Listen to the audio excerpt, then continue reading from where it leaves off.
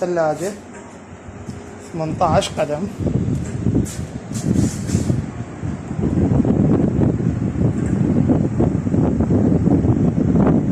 هاي 18 قدم ثلاجة. ما ادري شوفوا ماكو بطنها. هذه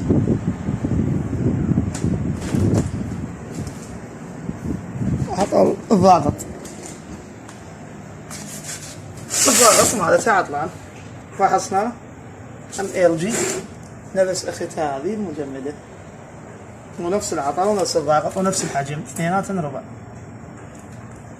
ياخذ 5 امبيرات ونص، يستقر على 4.5. يحمى يظل يطلع دخان ويفصل. هسه راح نستبدله.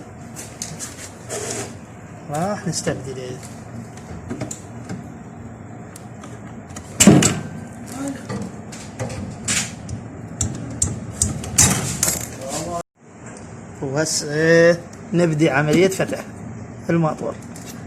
عدل هاي الكلبسات قفالات مالته،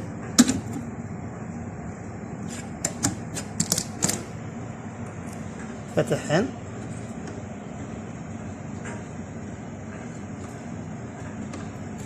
هنا ثبت ويانا.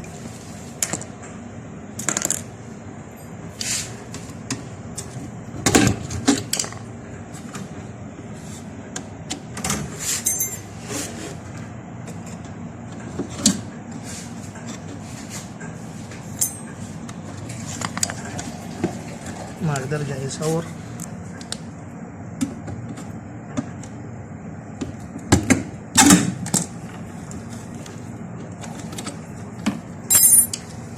كهربائيات.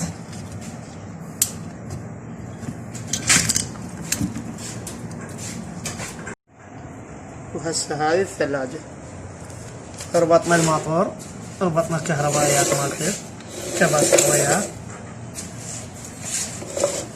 راح نفحص دائما اي ماطور تجيبه جديد قبل لا تلحم به اي شيء، تفحصه على الكهرباء حتى اذا بيعطل تراجعه بسرعة. بضمان هو سنة. هسه هذا يشتغل ما بي اي شيء. هسه نبدي باللحام. هسه كملنا بايباته. هذا ولف الشحن، بايب الدفع، الراجع. ننظفهن، اهم شيء تنظيفهن. هذا الفلتر كابلري هذا، وصبعي هذا. هذا بور الحديد او البايب الحديد، واير السحري اسرع. كرق السفنج.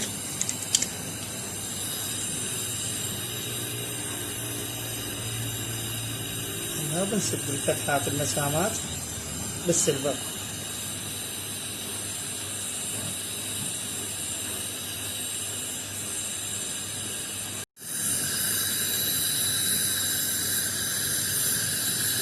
بايب الدفع اللحمة بالسحري، وبعدين واير سيلفر نلحم عليه حتى يصير مضبوط 100%. وإن شاء الله ما يليش. بالنسبة للفلتر، الفلتر هذا بس تلحمه تخلص من عنده لحام نبرده، لا تخلي حامي لأن جوا بيه فحم. هسه بعد الضغط، هسه بيها الضغط 75 جاي يصعد. نضغطها 100 125 واكرر واقول لا يتعدى ضغطها 150. واهم شي هذا اللحام اللي جوا من هذه الجهة كلش هواي يليك يجونه، بخصوص هذه المنطقة العمياء.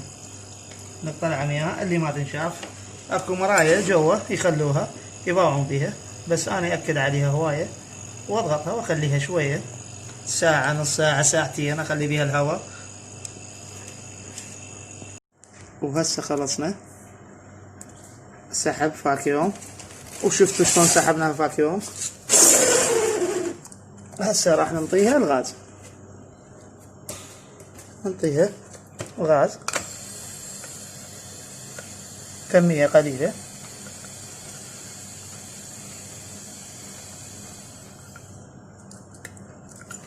ونبدي نشغلها. هسه هي هاي معلوماتها.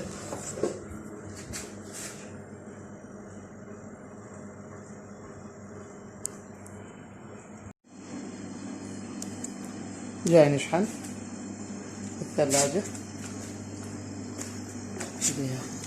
خليناها على الشحن. الراجع مالتها بدأ لي يعني البرودة قليلة.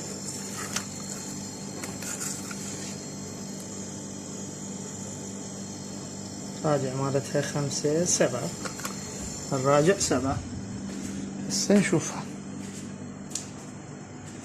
نجي وياكم نشوف الفريز الفوق. بدأ الثلج يتكاثر بيه جوا.